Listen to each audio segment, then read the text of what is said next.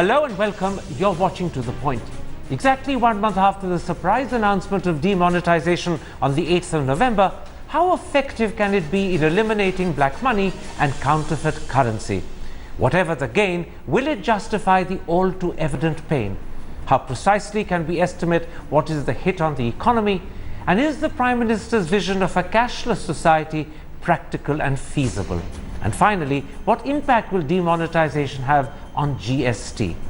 Those are the questions I shall discuss today with the Finance Minister of Bengal and Chairman of the Empowered Committee of State Finance Ministers on GST, Amit Mitra. Dr. Mitra, let's start with an evaluation of what demonetisation can achieve. First, it was intended to eliminate black money, but today there are increasing numbers of reports that of the 15.5 lakh that have been demonetized, 90 or even 95% could return by the 30th of December. In fact, the Revenue Secretary has said we can expect the full amount to come back. If that happens, what would it mean?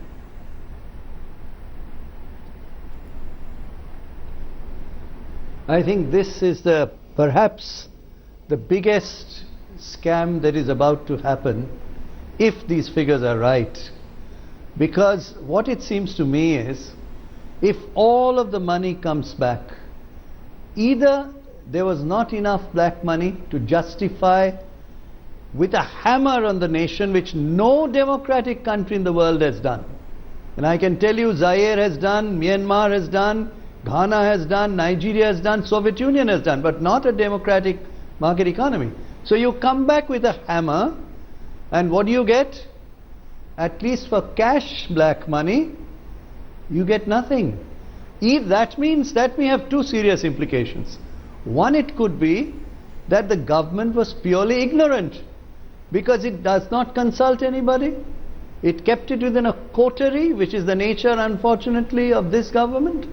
Or they have in effect facilitated some people from converting black into white effectively, ending up with no Reserve Bank surpluses.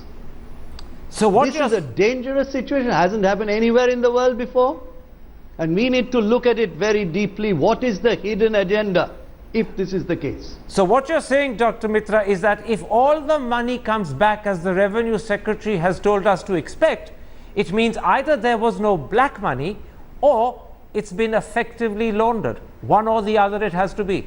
Yes. Now, secondly, as you know, Dr. Mitra... And in both cases... Yes, go ahead. The government will have to be held responsible. In other words, in both cases, the blame lies flatly with the government. And they'll have to explain to the people. Yes. Now, secondly, demonetisation was also intended to tackle counterfeit currency. But in an affidavit that the government submitted to the Supreme Court, the government has said that at any one point of time, the quantity of fake notes circulating in the economy is just 400 crore, and that's only 0.028% of all currency in circulation. So in this instance, has the government, by its own admission, raised serious questions about tackling such a small sum by demonetizing 86% of all currency? I mean, just imagine for Mr. Thapar, for 400 crores of supposed fake money, according to the government itself, you kill or demonetize over 14.5 lakh, maybe 15 lakh crores. I mean, what kind of policy is this? Another serious question, we have recently found some fake money in the new fake money, I am told, according to reports. What does this mean? This is horrendous. This is truly horrendous. So, in the instance of counterfeit money, are you suggesting that in fact the government has used the monetary equivalent of a nuclear bomb to kill a mosquito?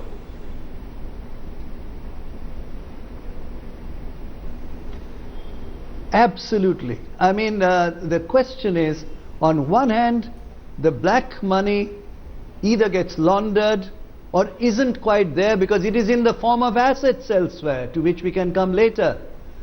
On the other hand, if that black money in fact was there, it has been successfully laundered by a government that is incompetent or intentionally compliant.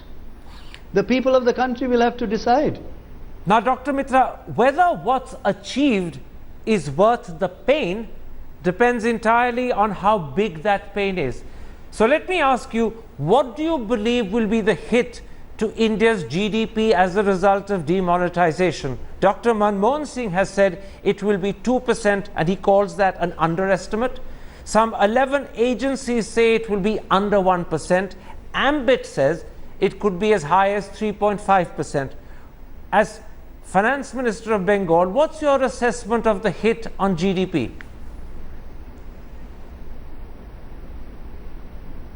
Well, I've got a best case scenario with quarter 1, quarter 2, quarter 3, where I have been very careful, and quarter 4. You know what is the best case scenario? The best case scenario is close to what Dr. Manmohan Singh has said. It is 7.5% was the rate of growth of 15-16. We will perhaps fall to 5.5%. And you know what that means? 3 lakh crores of GDP would be lost. Now I come to the second option, but economists always look at alternatives. Possible case scenario. And that again I've done a detailed estimate, and I find the growth rate may fall on the aggregate for this year to 4.3%. Will arrive at 4.3%, which means it will fall by 3.2%. So either 2% best case scenario or 3.2% as the possibility, which would mean a loss of 4.7 lakh crores of GDP extinguished. So you have a choice. You want to kill 3 lakh crores GDP, or you kill 4.7 lakh GDP. You take your pick. This is the biggest scandal of the world in terms of a growing economy, which has simply been extinguished in terms of its growth momentum. So what you're saying, Dr. Mitra, is that we are paying a disproportionate cost for the gain, and the gain, secondly, may be very marginal, if there is any gain at all. The cost could be as large as 4.7 lakh crore in your worst case scenario, and there may be no gain at all if all the money comes back as the Revenue Secretary has suggested it may.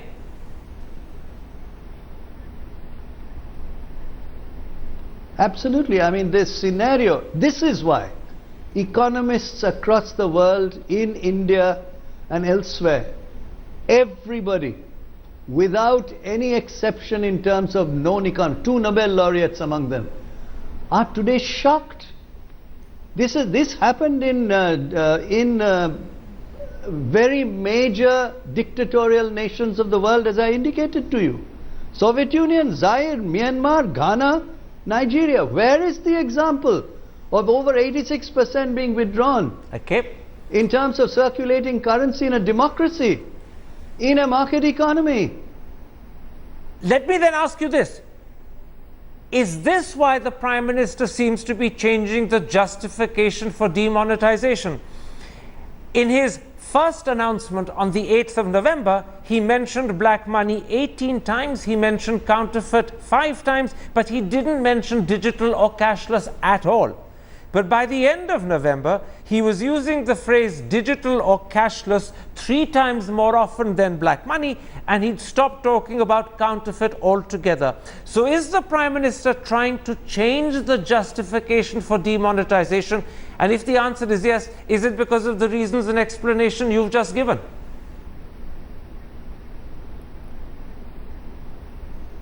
I think what is fascinating to me is very soon the Prime Minister obviously realized that the whole path that he had taken is leading to the garden. It's not leading anywhere. Quietly changing the narrative every few days. I'll give you an example. I have done an estimate on how many times has the government said different things. Do you know how much it works out to?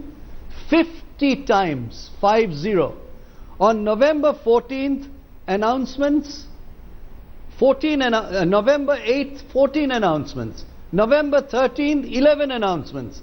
November 17th, 7 new announcements. November 23rd, 8 new announcements. And November 24th, 10 new announcements. Total of 50 announcements. Is this a government?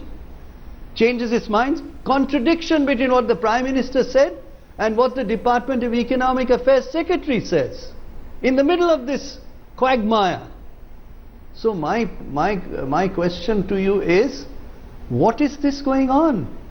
Yes, the narrative is being shifted from one of black money, as you so correctly said, away from that because it's not happening, away from any kind of other processes.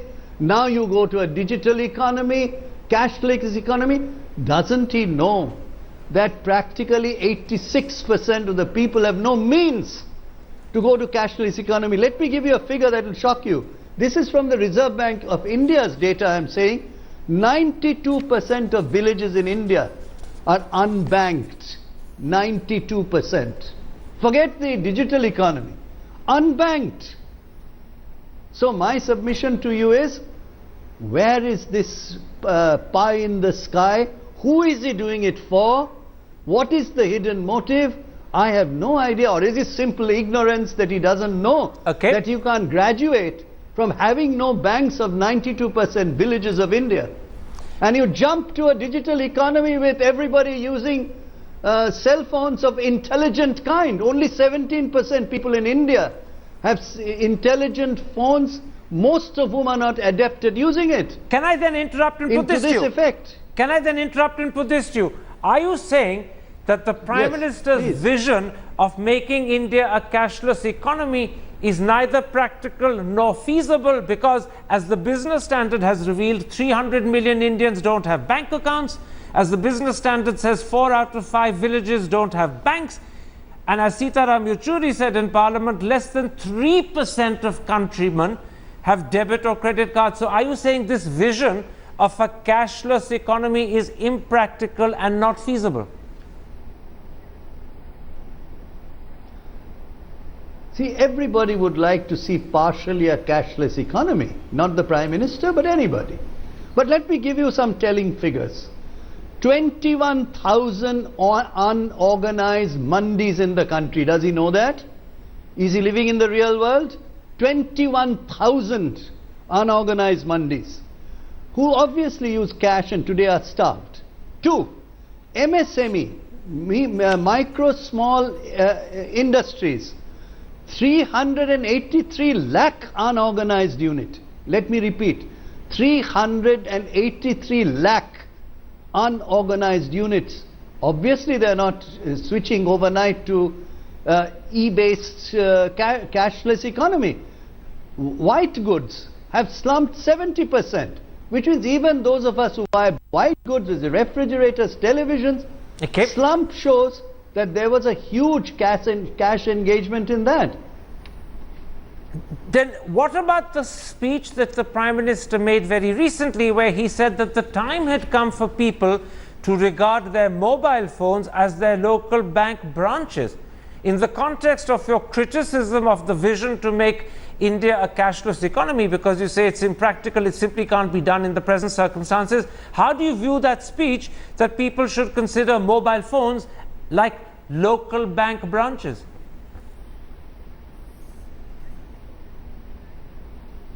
I think what is interesting to me is this is as an objective of any economy is obviously good. You see, these are all pious intentions.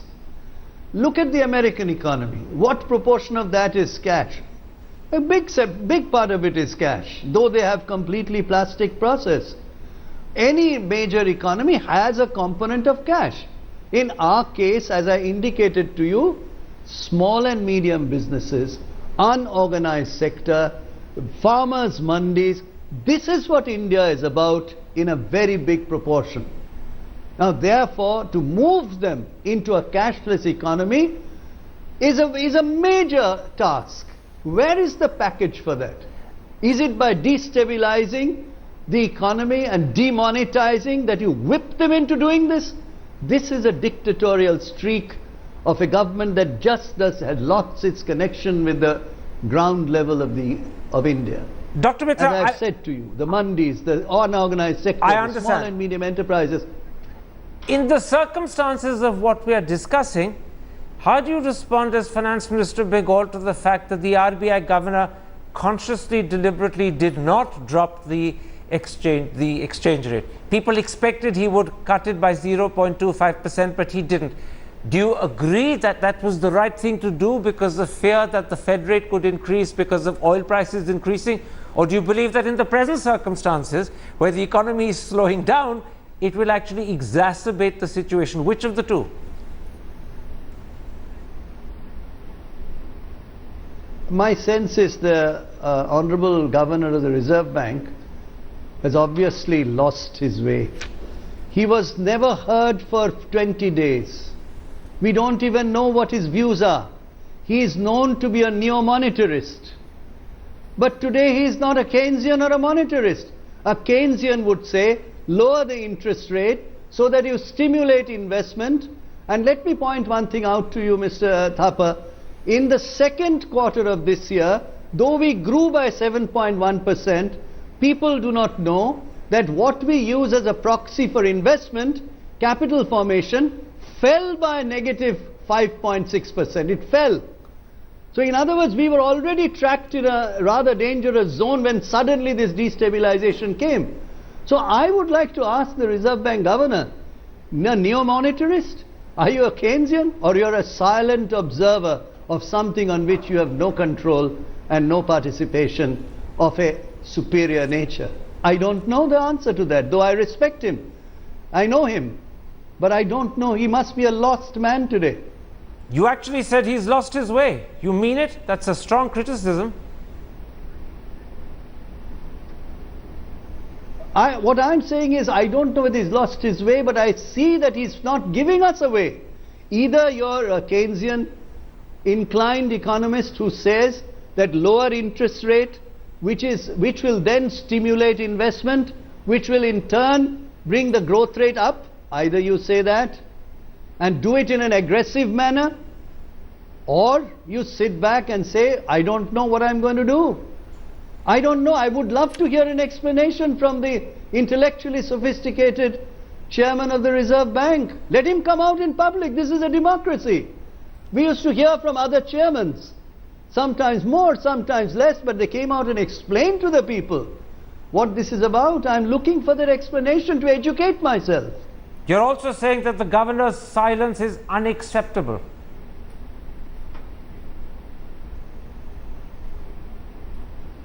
I absolutely believe that this is the kind of time when a governor of the central bank of a country comes out, explains to the people, gives a point of view. Whether I agree with him or not is a different matter, but I want to understand what is the mechanics of this, what is the engineering of this, where are we going? But I'm helpless. I don't know. This is unfortunately a part of this whole the authoritarian approach that has happened in the country, where nobody speaks. And the people who speak are people who didn't even know that demonetization is going to happen. Dr. Mitra, in that answer, there's a hint that perhaps not everyone knew about demonetization, not everyone was in the picture. Spell out what you're hinting at, because many in the audience would have caught that hint but not fully understood what you're suggesting. Spell it out for me.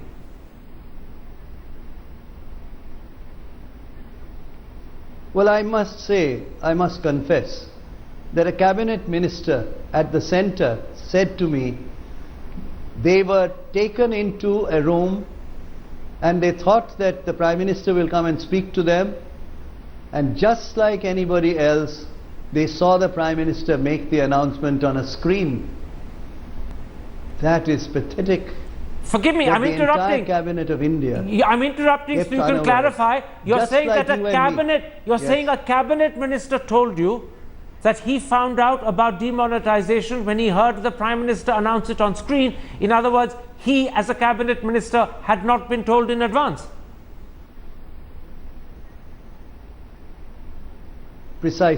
Precisely so. I was told this in Delhi when I had gone for the GST meeting. I happened to meet a cabinet minister who said specifically what you repeated, and I could not believe it, that they were just like any of us, herded into a room, and then they hear the this Prime is Minister Dr. speak Mitra, like you did or I did. This is a full-rank That's a cabinet sad minister? travesty. Was this a full-rank cabinet minister or a minister of state? Yes, full rank cabinet minister, full rank cabinet minister. And an important one or a small portfolio holder?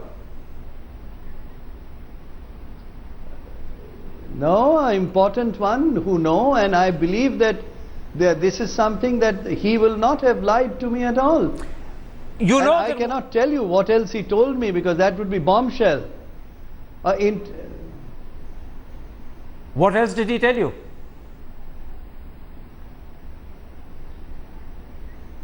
No, basically the whole tenor of the discussion, conversation was that there is no sharing of information. There is no democratic process within the cabinet, he said. It is simply, bahut acha, clap, clap, clap, it's over. They should be able to say, now that the event is over of demonetization, they should be able to say, I cannot go to my constituency because people are going to accost me. So give me an explanation. Let us discuss. Let us see how we can contain this or contain that. Okay. I was hoping that is the nature And of you're the saying, cabinet in oh, Delhi, and you're the saying to complex me, process of democracy. and you're saying to me all of this was conveyed to you in confidence by a senior, top-ranking, full-fledged cabinet minister? Precisely so. Let's leave it there. My thanks to you for speaking to us, and my thanks in particular for the very graphic details you've given about what you personally think would be the cost of demonetization on the economy as a whole and on Bengal in particular, and why you believe if all the money that's demonetization comes back, this will have been a failure. And there we leave this particular episode. If you have been watching, many thanks indeed. Goodbye. Good night.